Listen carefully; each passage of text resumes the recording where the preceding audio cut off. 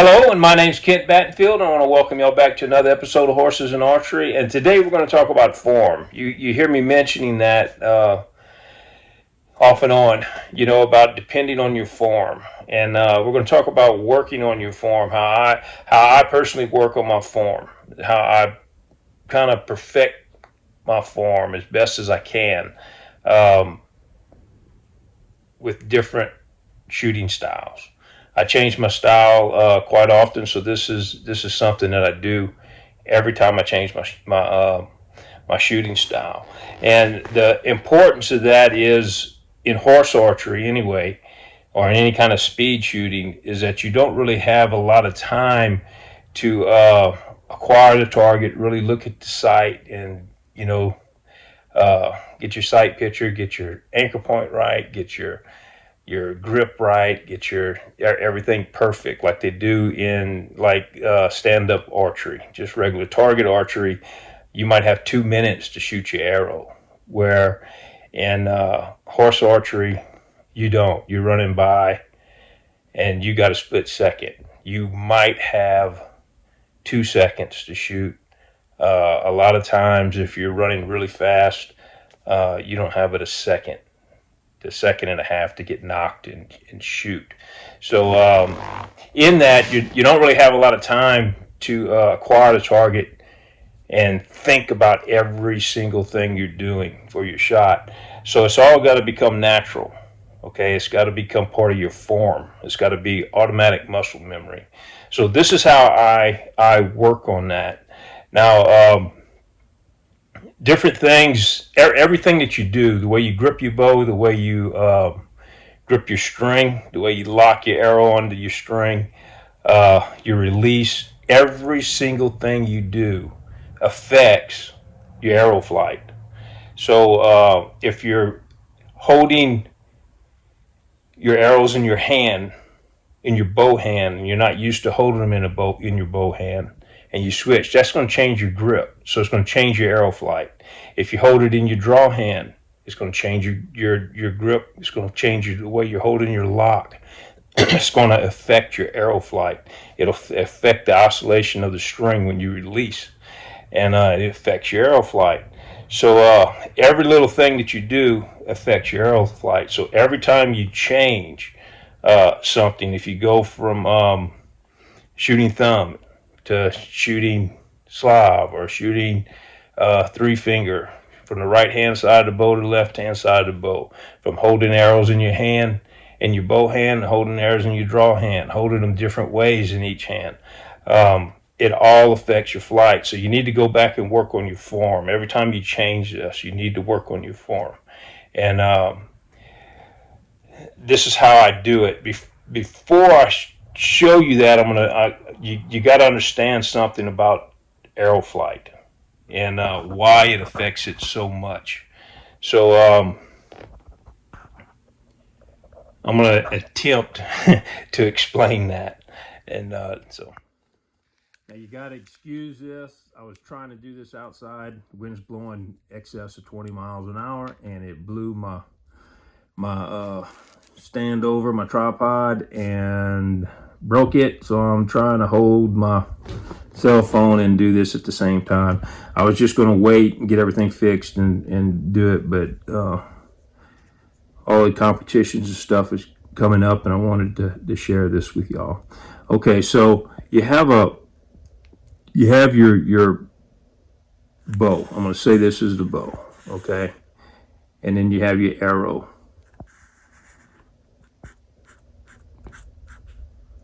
And I'm trying to draw this through looking through my my camera. It's not easy. So that's your string, okay?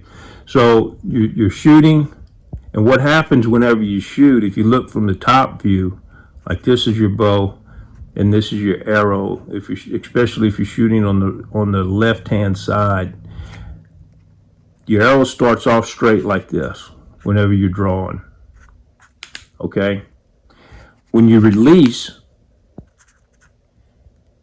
you have a certain amount of flex that your arrow does around the bow. Okay? Your arrow actually does that. That's an exaggeration, but this would be your arrow. Okay, and it does that around the bow. You're going to get a certain amount of flex with your arrow regardless if you shoot, if you shoot on the right side, if you're right-handed, you could use Archrry and take a lot of that away. You can use it in a Comanche style bow where your string is over here on the right-hand side. It takes a lot of that away. But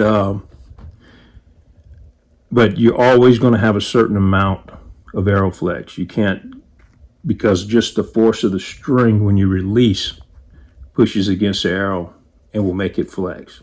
So that being said, even if your arrow is arced, here's your target. Whenever it releases off of the string, your point is one node, your nock is another node. Even when at the point that it comes off of the string, okay, it will travel in the same line that these two nodes meet up, okay? Even if the arrow, when you release, the arrow does this. And I was going to show you this on slow motion and all that, but the wind didn't let me. So you're going to have to put up with my drawing, okay? So the arrow will come in and then it'll flex and go straight. But for the most part, whichever way these nodes are facing, the line that this arrow wants, your point and your nock, is the general direction, or the main direction that the arrow is going to go in. Okay, so if you got your bow, the arrow comes off the string here, and you have two light spined of an arrow, and it's pointing like this. Target's over here. Your arrow's actually going to go in this direction. Okay, and that's why when you have a light spine, it shoots to the right if you're shooting on the left-hand side of the bow. If you have too heavy of a spine, it'll push your arrow off of it and it'll shoot in this direction, okay? So, that being said, even when you release with your fingers, it causes that string to oscillate. Your string is actually, like this is your bow, you're pulling it back. I don't know if I can show you this or not, but your string is actually doing this all the way down. Now, the smoother your release is, the less your string is gonna wiggle like that. That affects at what point your arrow nocks. That affects at what point or how much your arrow bends around the bow, okay? And what position your arrow is when it comes off of the string. So smooth release is important. Like this is your bow, this is your string, your brace height from here to here. Higher brace height helps with this. Your arrow will come off the string sooner, so it's not pushing against the bow quite as bad. All right. So with the Native American bows, I have a real small brace height. It's like 4 inches to 5 at the most, 4 at the least. Okay, so when it releases off of my string, it's right up against the bow. So that's why the Comanche style bows with the string off to the side is a little better, because you don't have that pushing up against the bow, if you kind of understand what I'm saying. But that being said, let me back up. Whenever you're holding the bow in your hand, in your grip, if it's gripped like this, if you're holding it like this, when you release, your hand's going to do something.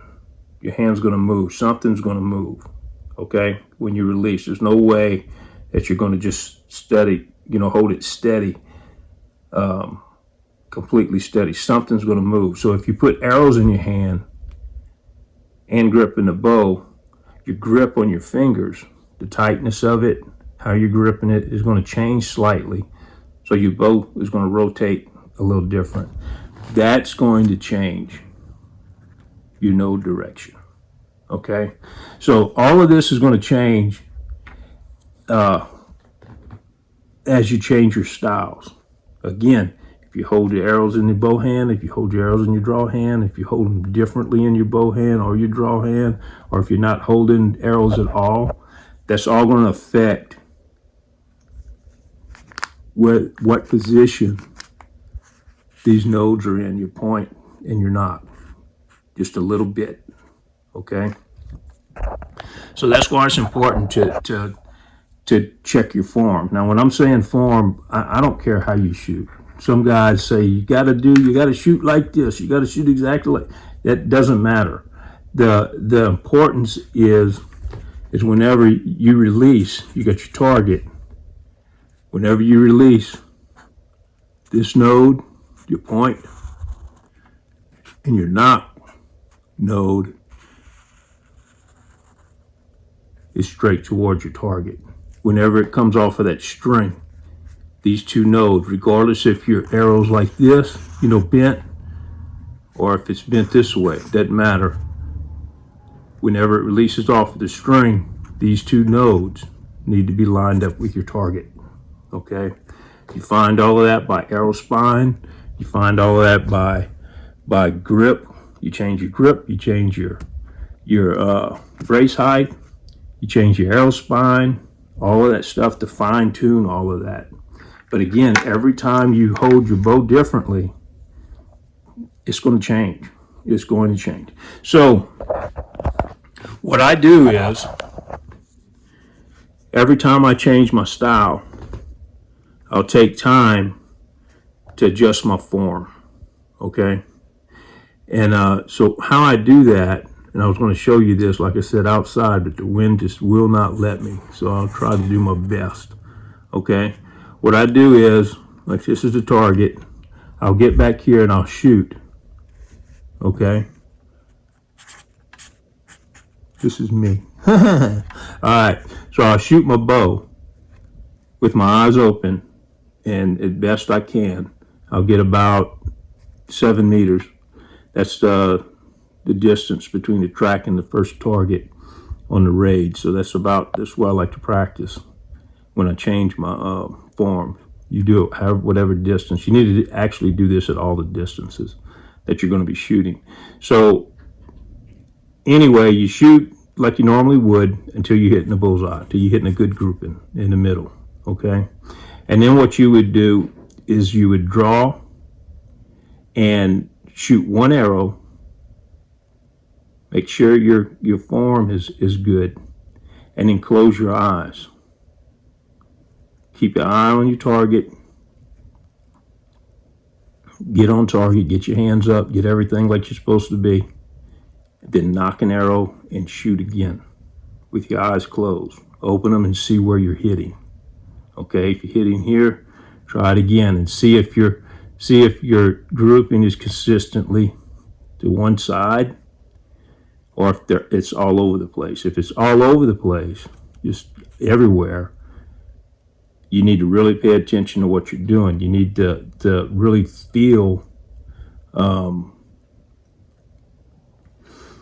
where your bow hand is. You need to really feel where your draw hand is.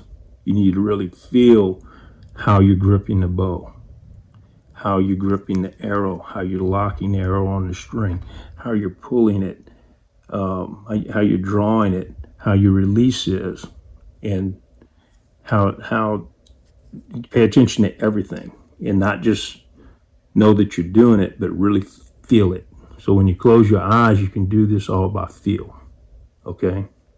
So what you're looking for is consistency, is a pattern, not necessarily hitting the bullseye, say, although you want to hit, ultimately you want to finish up by hitting the bullseye. But if you open your eyes, hit the bullseye, close your eye, hit right here. Open your eye, hit the bullseye, close your eyes, and it hits right here. Okay? And you got a good grouping right here. That's a good thing. That means that your form, you're consistent in your form. All you have to do is know that you need to bring your bow hand down and to the right just a little bit whenever you're releasing. Okay, just consciously feel that. So you'll close your eyes, you'll feel it, and bring it into your zero. Okay, and the advantage of that when you do that is you're not really relying on your sight. You're not totally relying on your sight. Your subconscious and how you do things and draw things picks up on sight way more than what you think. You actually think you're blind knocking. You actually think you're drawing blind and doing all this other stuff, but you're really not. Your mind is picking all this stuff up in your peripheral vision. So closing your eyes or putting a blindfold over your eyes, or like I'm doing here with that cap, helps you a lot because it takes your sight completely away, and it allows you to feel it. So what you do is you look at where you're shooting, and you really try to feel it as much as you can while you're shooting with sight. Then you cover your eyes, and it makes you have to feel it. So what I'll do is I'll shoot it, get my feel, then I'll cover my eyes, and then try to get that same feel again, the exact same feel again, without being able to see my arrow, without being able to see the target, without being able to see my draw hand or any of this other stuff. And so what that does, that actually speeds your shooting up, and it'll actually make you a lot more accurate. It'll help you in a more instinctual style of shooting. Where all you have to do is just acquire the bullseye. You can see the bullseye, and that's really all you have to do. Just look, see where the bullseye is, and then you just draw and release. And your body, your form will automatically line everything up. And this is how I practice it. Now, don't cheat, because if you cheat, your form's going to mess up. And I've done dry runs, and whenever I do a dry run, like on the Tower 90, I might miss all 3 shots. And the reason being is because my form's off. I'm relying on my form. I'm shooting the arrow every second, maybe 0.7 seconds. So I'm relying completely on my form. I'm just looking at the bullseye. So most of the time, if I miss the first target, I'm going to miss the other 2, because my form's going to be off, and I'll miss them in the same exact spot. I'll either miss high, I'll miss low, to the left, to the right. My arrow will go in the same exact place every time. And while you're practicing, you need to know this. You need to look and see where your arrows are hitting on the target, on each target. So if you pass the first one, second, third one, and your arrows are all over the place in different areas of the target, you need to go back and practice this again some more. If you're hitting high right on all 3 targets, then you know your form's good. You just need to adjust it a little bit. And it could be your grip, could be your draw hand, could be your just a variety of things, and it could be just lowering your hand, low to the right. But it's something that you need to figure out for yourself. But this is how you do it. Before you can do anything, you have to get consistent in your form. And again, this is how I do it. I shoot, cover my eyes, and then I just feel it.